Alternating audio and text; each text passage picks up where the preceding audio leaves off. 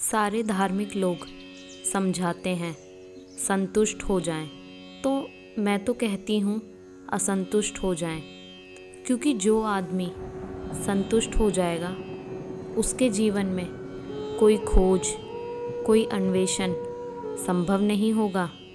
जो आदमी तृप्त हो जाएगा, जैसा जीवन है उससे ही, जो सहमत हो जाएगा, जो जहाँ है उससे ही संतुष्ट हो जाएगा, उसके जीवन में कोई विकास, कोई प्रगति, कोई ऊपर उठना असंभव है।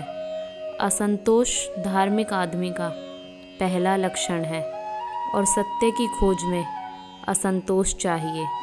जीवन जैसा है उससे असंतुष्टि चाहिए। हम भी असंतुष्ट तो होते हैं, लेकिन हम जीवन से असंतुष्ट नहीं होते। हम जीवन की चीज़ों से असंतुष्ट होते हैं। एक आदमी जिस पद पर है उससे असंतुष्ट हो जाता है, दूसरा पद चाहता है।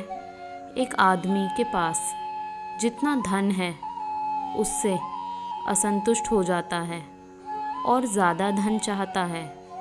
एक आदमी के पास जो चीज़ें हैं उनसे असंतुष्ट हो जाता है और दूसरी चीज़ें चाहता है।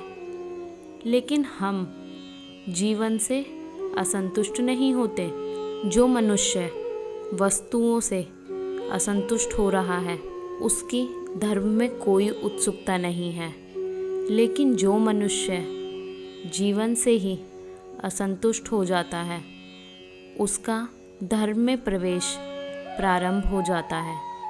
धार्मिक जीवन की शुरुआत जीवन के प्रति असंतोष से होती है, लेकिन हम सारे लोग अपने असंतोष को वस्तुओं पर ही समाप्त कर देते हैं और जीवन से असंतुष्ट होने के लिए हमारे पास असंतोष की शक्ति भी शेष नहीं रह जाती है। हम सारे लोग ही असंतुष्ट हैं, लेकिन उन चीज़ों से असंतुष्ट हैं जिन चीज़ों का असंतोष हमें और संसार में गहरे ले जाएगा, लेकिन उस सत्ता के प्रति असंतुष्ट नहीं है जो हमें सत्य की तलाश में ले जा सके। यह सोचना आवश्यक है, यह विचारणीय है कि असंतोष की दिशा बाहर की तरफ ना हो और भीतर की तरफ हो जाए। जो व्यक्ति भी भीतर के प्रति असंतुष्ट हो जाएगा वह अनिवार्यता सत्य की खोज की आकांक्षा और प्यास को अपने भीतर जागता हुआ अनुभव करेगा।